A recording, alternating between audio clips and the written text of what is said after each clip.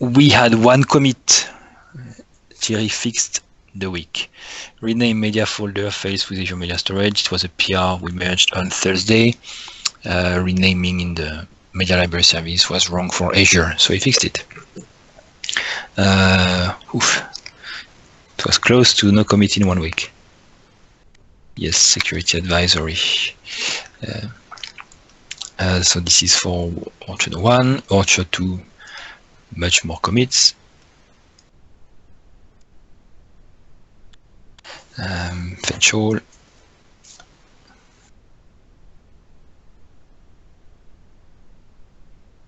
Yeah, much more.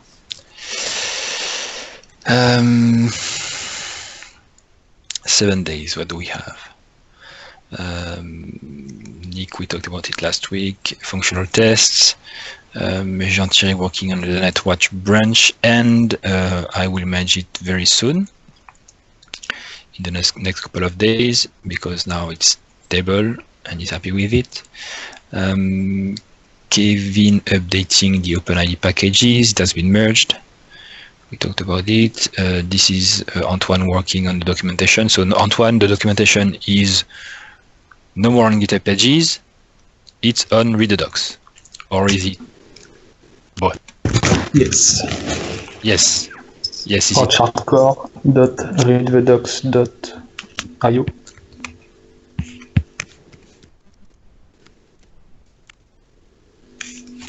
So same thing as you showed last week, but on Read the Docs.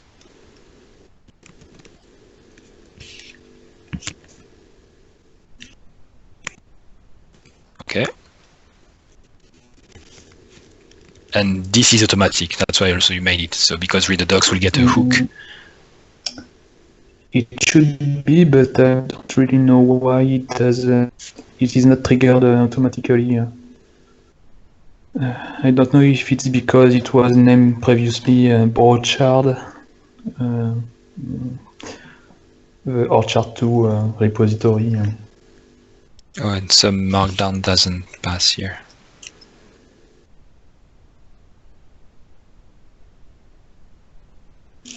Okay, good. Well, that's work in progress. That's fine.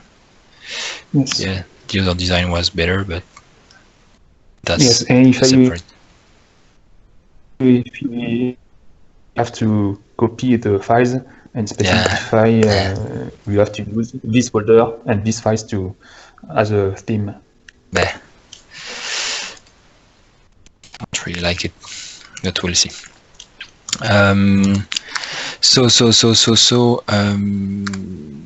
Documentation. This was the GitHub commit. Some more documentation. Jean-Thierry refactoring some modules for the dotnetwatch and also fixing some little issues on this PR. Message condition. This is Alexander working on the CI. Yeah, we worked on the CI last week, which means that on GitHub Orchard 2. And now we correctly pass all the tests on all the platforms, on Aveyor and on Linux. Aveyor for Windows and Travis for Mac and Linux, and for each PR. That's nice. So everything is done automatically and works. Also, we have set up the Myget feed Orchard preview to be a proxy of all the other feeds that we use. And this way, when you just reference this one, you can use the modular framework, without referencing any other feed. So you just need to reference that and you get all the packages you need with one feed. Something but doesn't show up in the GitHub repository. Removing RootQueryProvider. This is my branch on Lucene queries. I will show you the progress. We skip that. Skip that. Antoine on documentation. We just showed. Nick merged his Elm Diagnostics module, which shows a page with all the logs on some request. Documentation, queries, management. Oh, yes, two things. I did another PR, I will show you. So two demos, or two topics. this thing. Jean-Thierry working on content management and updatable PRs, updatable to be able to enable or not the versionability of a content item, content type, and this one being about doing things with versions. I have to check what it does exactly. We'll see. This one is the things I'm working on. So what am I working on? Two things. So I did an important refactoring last week, which is, I will show you the new classes.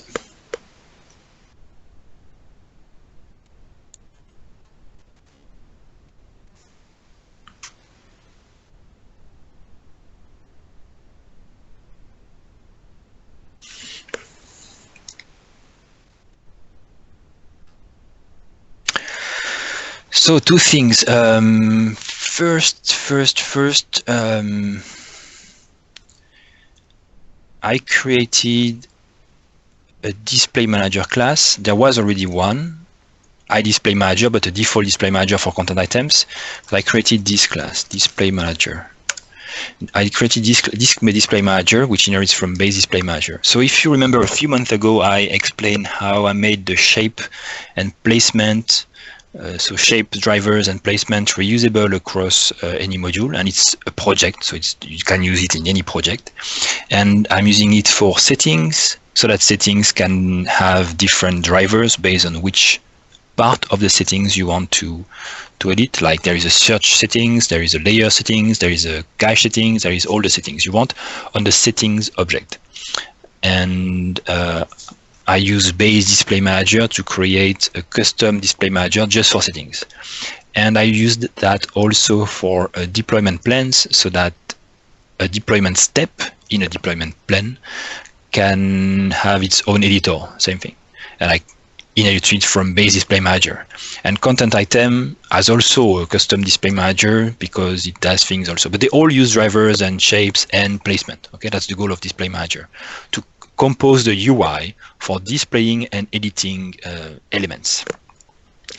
And in the end, it was still by inheriting from base DisplayManager, you had to implement custom build display, build editor, build updater. And so I did this class, which does it by default for any type of what you want. And then you will get a build display for this type with default convention for managing display types and default shape names, which is mostly the same as a content type management, but even more the same as the settings was doing. So it's mostly generic usage.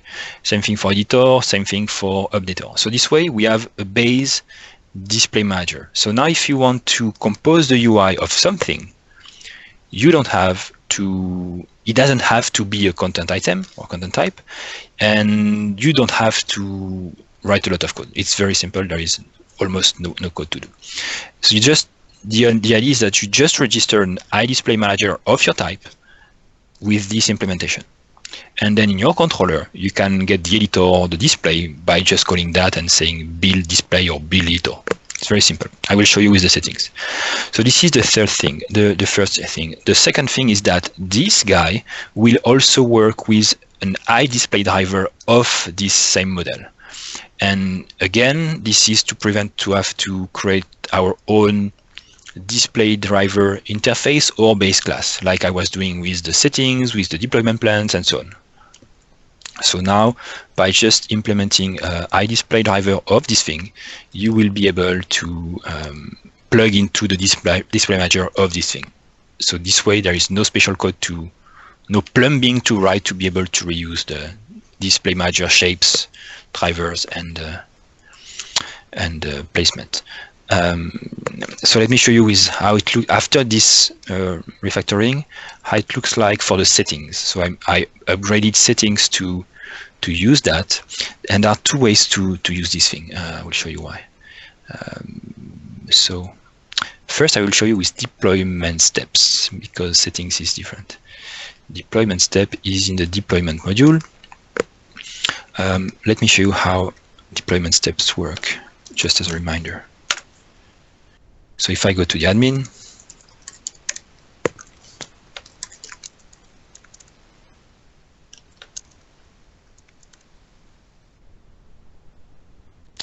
content, import, export, you can create deployment plans. A deployment plan is based on deployment steps, and this is the extensibility point. You can create as many steps, type, and instances as you want. So if I edit this deployment plan, no, I don't want to edit it. I want to display it. And I see that there is one step here. And I can add a step. And when you add step, it shows all the steps. And it's broken. The UI is broken. Oh my God. I will fix it. But there should be a button below, okay? Add, add, add. So these things, they are custom shapes. But with the thumb, they are okay. This is calling build display on a step for the shape, for the display type thumbnail, okay, for the steps. And when you click add, I will just edit this. Oh, I don't have, okay, it's broken. I broke everything. So when you edit or add one, you will get the editor for this instance based on shapes again, and it will probably be the content shape. So now deployment plan uses the thing, and this is here in the controller deployment. So the step controller, it injects the DisplayManager of deployment step, and the startup just declared DisplayManager of deployment step is DisplayManager of deployment step. It could be simplified also by just adding a global generic registration saying any DisplayManager of anything is a DisplayManager of this thing. So it can be even simplified more. So here, when you resolve DisplayManager in your controller for displaying, or in this case it's creating, we just call DisplayManager build editor, and you get a shape that you just have to render on in the view. And this shape, well, you get a shape. This shape will be built based on the view name out of the type that you are deploying, like deployment step. And so we'll get a deployment step.cshtml, like we have a content.cshtml that will explain how to render the view for any deployment step. And it has zones, content, here just one zone, content, such that the drivers for these items, where do I have a driver? I didn't make any driver for this one. That might be the issue. So the drivers can return shapes for targeting this zone or other zones. Okay, we'll see later. Steps, yep, there is a driver here. And you see, I'm a driver for deployment step, for any deployment step, for the all content deployment step only. Okay, I'm a deployment step driver for all content deployment step. And in this case, we return some specific shapes for the thumbnail, for the editing and things like this. Displaying, editing, and so on. So we can use drivers. It's like before this refactoring, we had that, but we had to implement a custom display driver for deployment step. So it was reusable, but you still had some boilerplate code to write. Now there is no more code to write, boilerplate code to write. You use direct the DisplayManager and the drivers you wrote. So that's the idea. And for settings, this is the same thing. For settings, the controllers will also use the DisplayManager, but this time of eyesight, because the settings are abstracted in an eyesight interface. And there will be a driver. This one will render the save button for all the settings, all the groups. Okay, same thing, edit, update. And if I go in the search module, the layers, there will be a driver, again, layer settings, which will implement a section display driver, eyesight layer settings. So this one is also a new one. I will show you why. So you see a driver to display the settings for the layers. So this one is special. This is also a class which has been created, but this is the second step of the refactoring. First step was to reuse the DisplayManager class just from everywhere to compose the UI. Now, there is something else we do in composition in Orchard. We compose the data.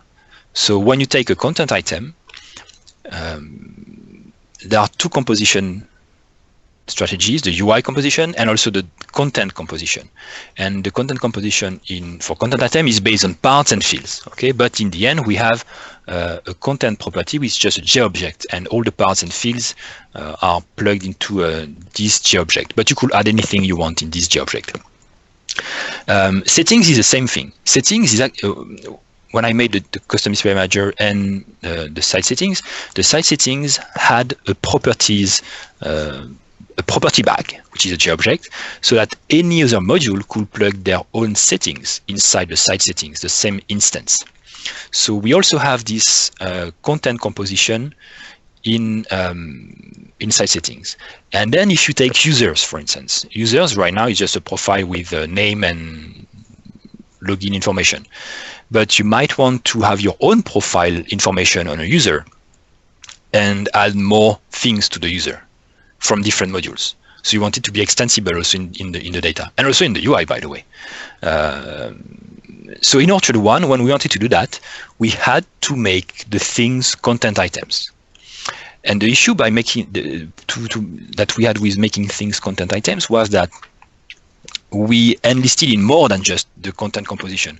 We also enlisted in the content type things and the parts and the fields which we might not care for users who might just want to be able to add things like site settings. We also enlisted to versioning, to security, to many things that maybe we don't care. Maybe you care and that's fine, that's a content item, but maybe you don't care about all these things. You might not just care about the content composition. So I did a simple class which is called, so I made, well, another module, and the name, I haven't talked to anyone, so we can decide to change. I call it entity because in Drupal it's called also entity. Entity being identity just says you have a set of properties, the property bag, which is a JObject. And if you are an entity, then you get some services to be able to compose data. So if I look at iSite now, iSite had a properties property. Now it doesn't have it anymore. It just says I am an identity. So the site settings, which is the default implementation for iSite, is an entity. So it has a property, okay, like it had before. But now it's entity. And by doing so, we can reuse plumbing to manage its content from different components. And if we look at the site settings driver, this is one of the components. So the idea is that if you're an entity, you can reuse a custom driver, which is called section display driver, like a driver for a section, an aspect, a part, a view of your entity for a specific model. In this case, if I go to the site settings driver as an example, this guy is not what I want. Layers, drivers. This guy is a section display driver for the iSite T model. So we want to display an iSite, a site settings, but I want to create a driver just for the layer settings aspect of the object I'm displaying. And this driver will be called only by projecting the site object to a layer settings from its properties, like we do for the content and its content parts. And this way you just say edit, when we edit a layer settings part or aspect or section in this case, just render this view, okay, and put it on a specific group because I don't want to mix all the sections for anything. So this is the idea, and in the end you just update the properties of this site. You can also do a display driver, which is not a section display driver, that will target iSite. This is what the generic site settings module will do, because it wants to show an editor whatever parts you want to display. So you imagine it works. But that's the idea. So refactoring, so you can reuse the composition model of the UI, and refactoring, so you can reuse the composition model of the data across anything. Next step are to, for instance, refactor user. So we can have user be an entity, so it can be extended at its data level without having to implement a content item. Okay, that's the idea. Question, comments?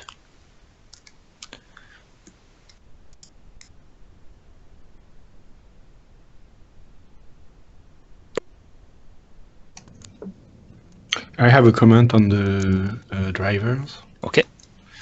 I think it's not going quite far enough.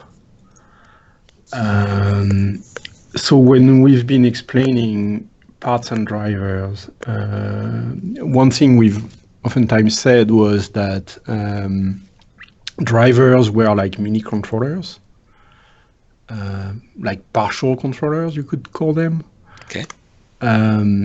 And this seems to go in that direction, in that now you can write one for something that is not a content part. That's nice.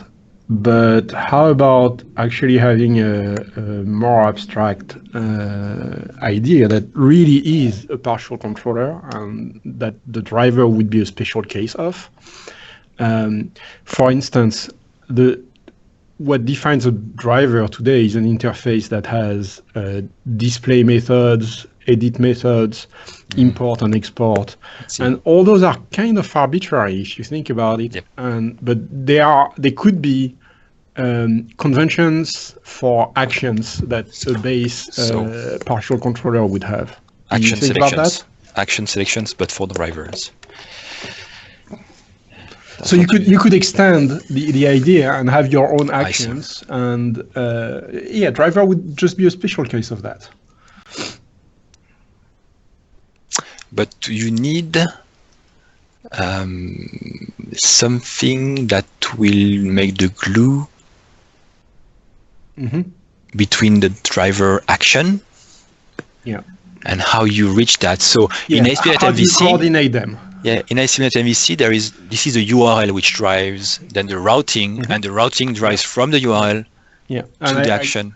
I don't have an answer to that. I haven't thought about it. I mean, this is an idea that I literally had while you were doing the demos. So there might be some application. If I'm sure that if we find an application of that, we might find the answer to what should be the glue. Imagine if we had to reinvent import-export. Let's say we don't have import-export today. We didn't have it at first, right? Oh, I see. We could make a driver with import-export. Yes. Okay. How would you design it with that idea? So convention-based, like the actions are based on the name and things like this. So you can say, I see. So in that case, the coordinator is the import-export services, right? And they know what convention to look for on the driver. So this is and that I think this is the DisplayManager this is the guy who exposes. Yeah, the DisplayManager knows about the display and edit methods. So we need a foo manager which will expose foo in drivers, and the foo manager just calls drivers whatever they are. So we could. I see what could happen there. The issue is maybe it's interface based. I don't know. Yeah, in JavaScript it will be much easier also. Yes, interfaces might solve the issue. Yes, because otherwise it has to be all dynamic, and then you might lose some intelligence and everything. We already lose some things here. Yeah, because a driver may be a partial controller of display. I see. So I see. Something. Yep. So the display driver could be the implementation, but you will have to implement iDisplay. This is kind of what we do right now. iDisplayManager actually. We have iDisplayManager, but maybe we should be more explicit about exposing that. Like because these guys say I'm an iDisplay driver, you could be an iImport driver, and all the parts of And you could be both, or you could. It could even give the opportunity to module developers to factor things more cleanly. Because after all, why would your import-export logic be in the same class as your displaying logic? Well, this isn't the case, you know. Well, it's the case in Orchard.1. Yes, but not in Orchard.2. Yes, for this reason. Import-export, yes. So, and this is why we refactored these content handlers just to be content and this. Well, remember in Orchard.1. Sorry, it's a domino. I'm talking about something and it raises another comment. In Orchard 1, there is a content handler which has everything: import, display, events, so everything is on the content handler. In Orchard 2, the iDisplay driver just contains edit and update and display, and the import is another thing, like in the content handler. Yeah, because it's very content. So it's split in Orchard 2. Beautifully. Okay. And Nick is saying that's what I want in the chat. Yes, so we already have it, but it's not. It's like we're actually doing the pattern. We're not having classes and services that enforce this pattern. Yeah. Okay. And the other remark that I had was about. Well, Nick seems to not really like entity being so generic, and sure, entity is a very overloaded. Yes, term. I know, but I didn't find anything. And it's, as for me, it's the JObject thing that makes me kind of nervous, because seeing something so specific on something so generic, that sounds wrong. So I will expose the issue and you will propose some solution. Okay. I've already talked about it when I first started to use JObject in the content elements.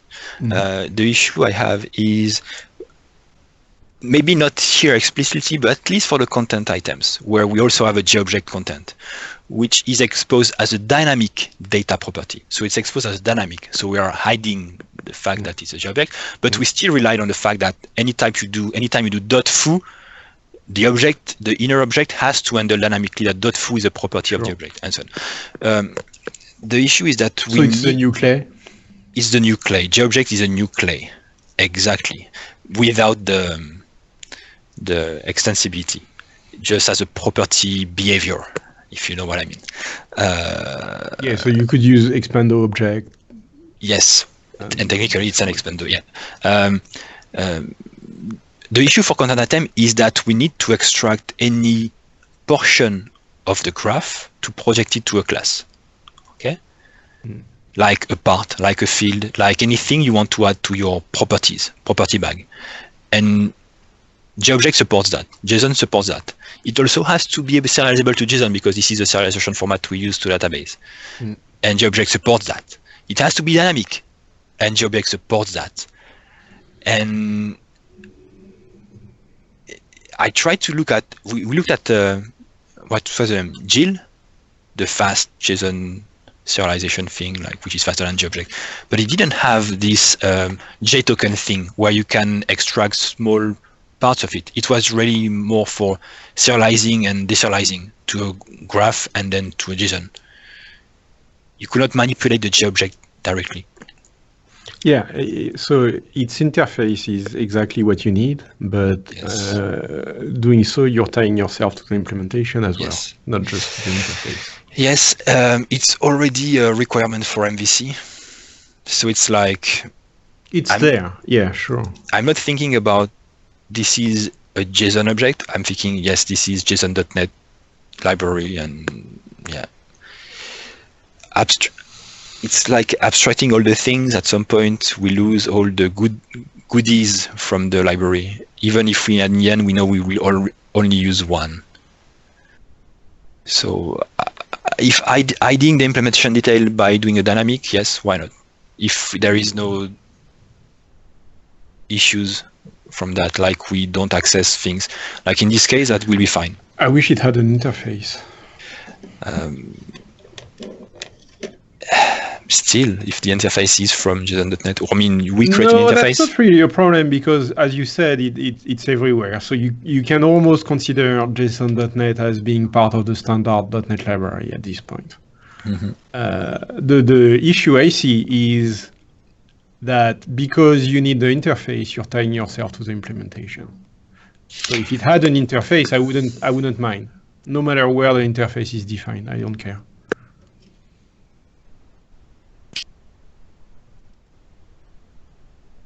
I couldn't find a solution to solve the issues we had. So. Nick is asking, could entity be JObject instead? Yeah, cut the middleman. Yes. Make it worse.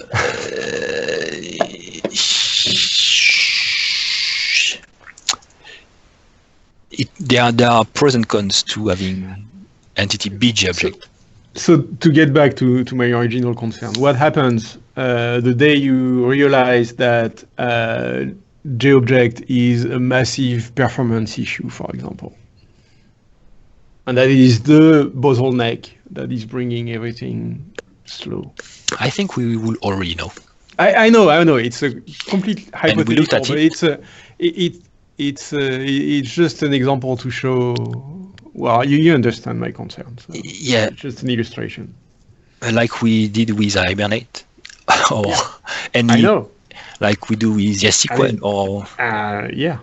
so. But abstracting sometimes prevents you from using all the things which are specific and makes it faster also. So at the same time, Sure.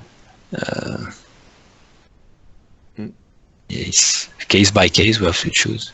Yeah. In the JSON world, there are not that many choices in .NET. Okay. I know two and a half Jill and JSON.NET.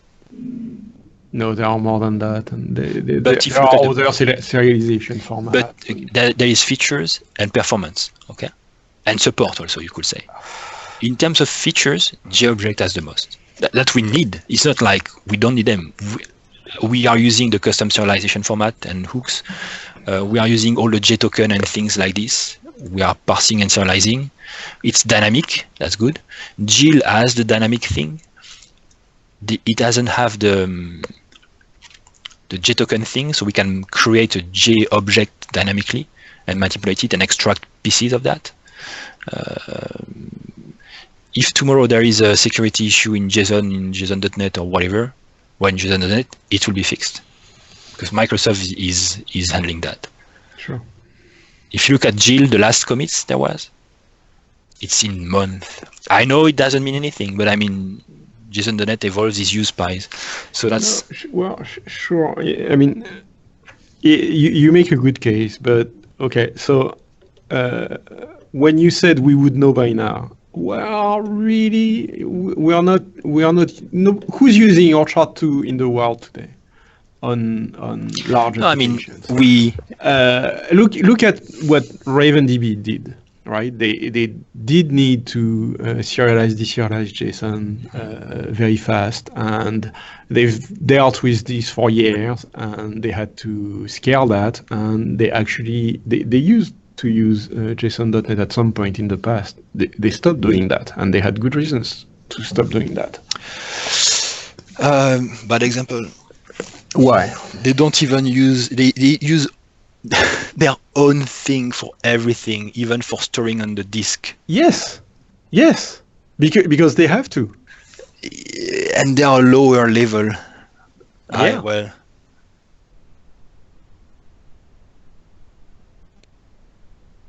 If you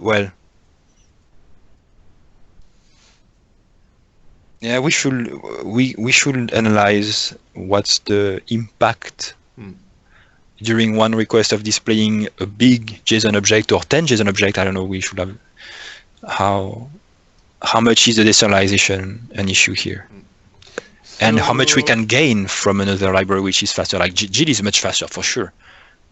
Like let's say 3 times faster, 4 times faster even. I don't know.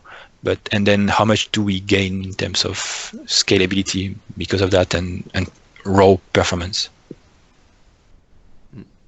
But another comment from Nick in the chat. He says public partial class JObject derives from JContainer, implements iDictionary, iNotify property changed. And what about JContainer? What's that? That is JSON.NET. Yeah, sure. But what does it derive from? What does it implement?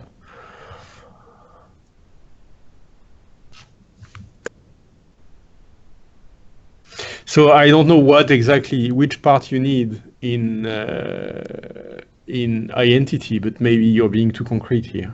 Oh, maybe there is a way to just take. If you're talking about just entity, okay. If you're talking about content item, I'm like no, because content items they require the behavior. They use everything. Okay, fine.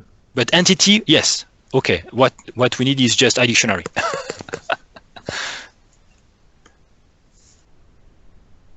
Yeah. So yeah, as a property usual, bag. use the smallest interface you can afford to use. Oh, okay. You meant here. Oh, okay. I see.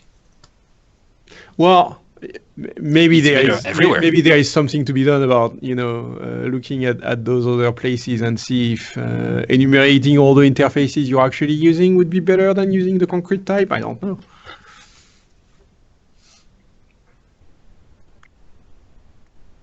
Anyway, I've talked enough. Made my point, and there are probably other things you wanted to talk about. So. Yeah, but I'm thinking about it. Should we? Would renaming it dynamic will solve things?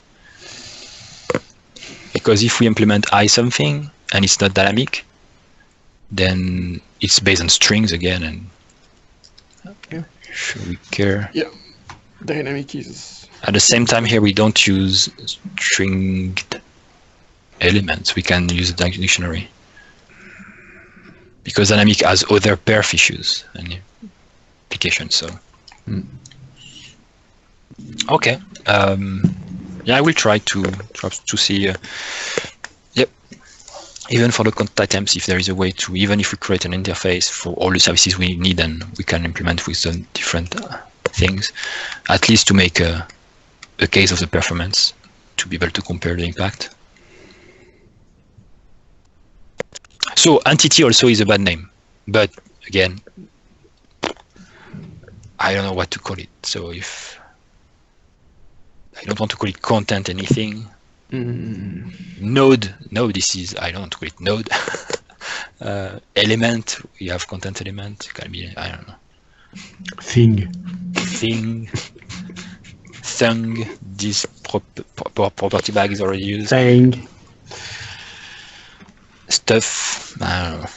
Container.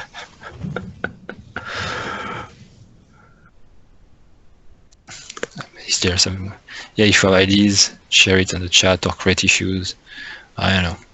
It's lightly used right now, so we can change anytime we want. Yeah.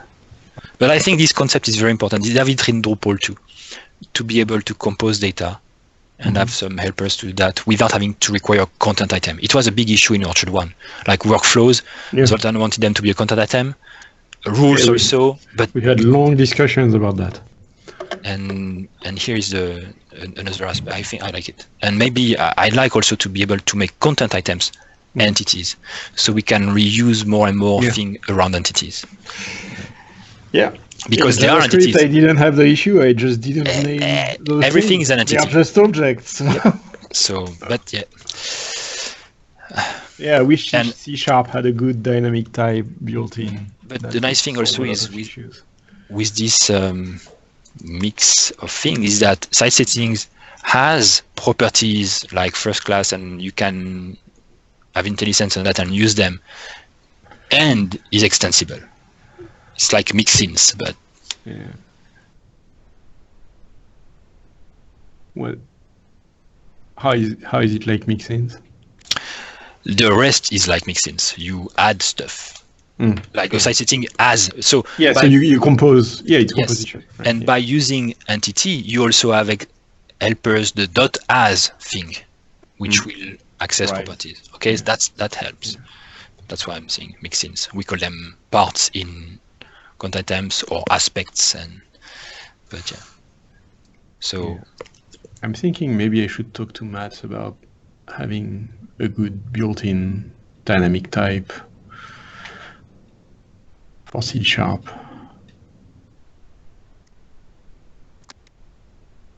Okay, for Orchard 3, you'll tell me what you can do. Last demo I wanted to show. So I made that because when I started implementing the queries management, as in Orchard.Queries, I had the same issues as deployment plans, which was I need to do an add button, show the list of type of queries, Lucene, SQL, whatever DSL you want, and so on. And I wanted to redo the same thing as deployment. And I'm like, crap, I will again do the same thing, and I copy-paste stuff, what can I refactor? So that's why I refactored this way with DisplayManager, and because I was there, I'm like, okay, let's do the entities stuff because I talked about it earlier. So I made the queries and some improvements on the queries management. So now if I go to content queries, I can see a list of queries, okay, standard UI. I can add a query, and it will list all the available types of queries. The Lucene module comes with a custom type of query, which is called the Lucene query. And if I click add, it will use the generic UI composition controller, which will display that from all the queries. And these things just for the Lucene query driver. So it asks for a name, bar, and a query here. It doesn't work yet. I mean, I can't run it. I tried it. Well, maybe it will work, but last time I tried, it failed. So I do that. I can type my query. Okay. I can save the query. I can edit the query. Cool, that works. I was not sure it was working. I have bar, and you see this thing is coming again from a driver, which will define the summary admin of a query, and it's not a content type. It's awesome. This, and what is great also is that just the Lucene query added the run button. This is not from the common thing. This is the common to every query, and the Lucene query added a run button, which will point to my controller, which can run queries if I want to test them. So if I do run, it fails. Yeah, this is where it doesn't work anymore. That's okay. I will fix it, but that's the idea. It will go to a screen which lets you try queries and see the results and everything. And then this query now is available as a service, so I can. That's the next step. I will be able to use it in the template, in any template in any Razor template by resolving the query manager, or in a liquid template with a helper, or by using the URL. So I could say /queries/ the name of the query, and execute that and return JSON, as long as you have the permission and you have allowed that to be executed. So that will be cool. Work in progress. That's the idea. Question about this part?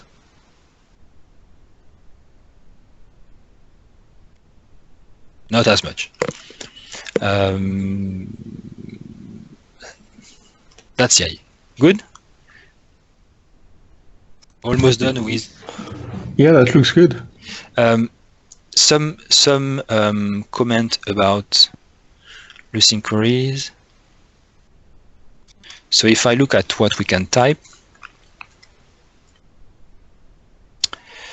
recent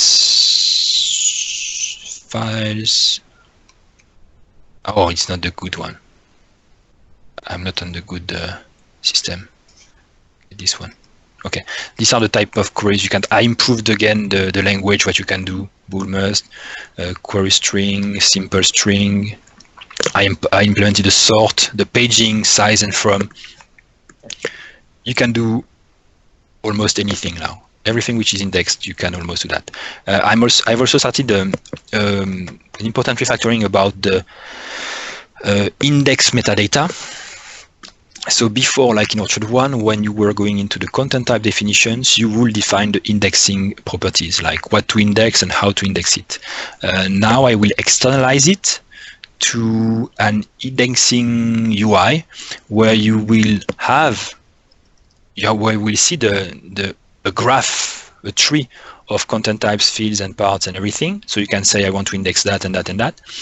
And this will be stored as a JSON document, a structured JSON document, so we can have all the information of what is indexed or indexable.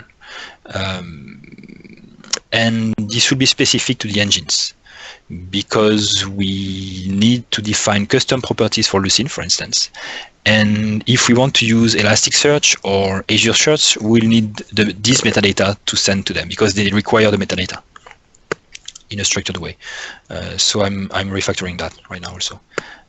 And even for the queries, when we define the index, the queries will be using this metadata. Like, what is the analyzer for the age property? because you can define that in Lucene.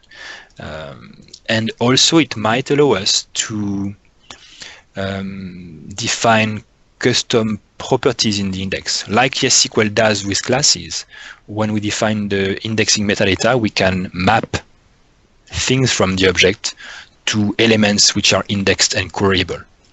So we could even imagine having scripts to define some properties of the index data as an extensibility point. So I'm also working on that. But that should be good. Don't worry. I have ideas. That's it for indexing. Oh yes,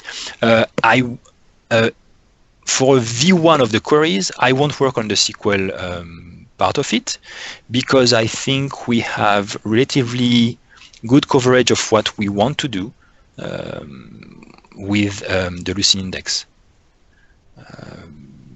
We will do a SQL, but I think what we can call the projection module, like querying module, is usable enough just with Lucene and all the queries we can do. Good.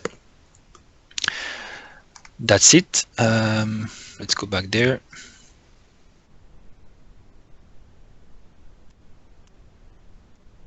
Did I miss anything?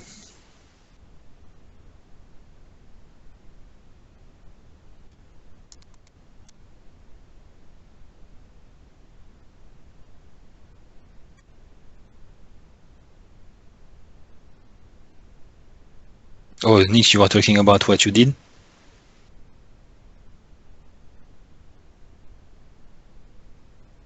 You want to say a word to explain to people what you are doing right now? Just to give ideas and...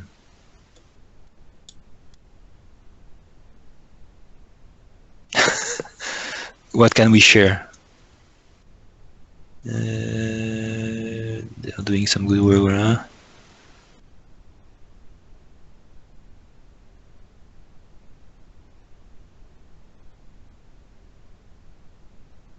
I don't know what I can share. So, okay. So next week you'll talk about it. So you write something to share what you're doing with the modules. Good, thank you. On the topics, so last week we talked about localization. I explained to you what Lucas was doing, and he's made some progress. So the PR is active, almost done. So we have PO files support with pluralization supported too. So that will be good. And I think that's it for the topics. Yes, so ASP.NET MVC Core 1.1.2 released. Oh, 1.1.2 and 1.04 for the two LTS versions. Security fixes 1.1.1.1 can impact Orchard.2. Where can I find information about that? ASP.NET announcements.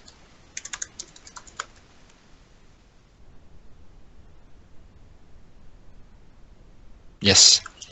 So read that. You should update ASP.NET applications. There are multiple security fixes here, and I fixed one. Which one? Which one did I fix?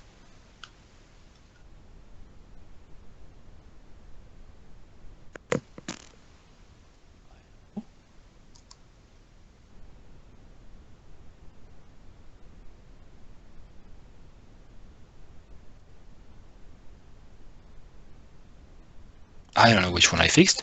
The issue was an open redirect in ASP.NET MVC Core, like we've had also by the past in Orchard 1.2.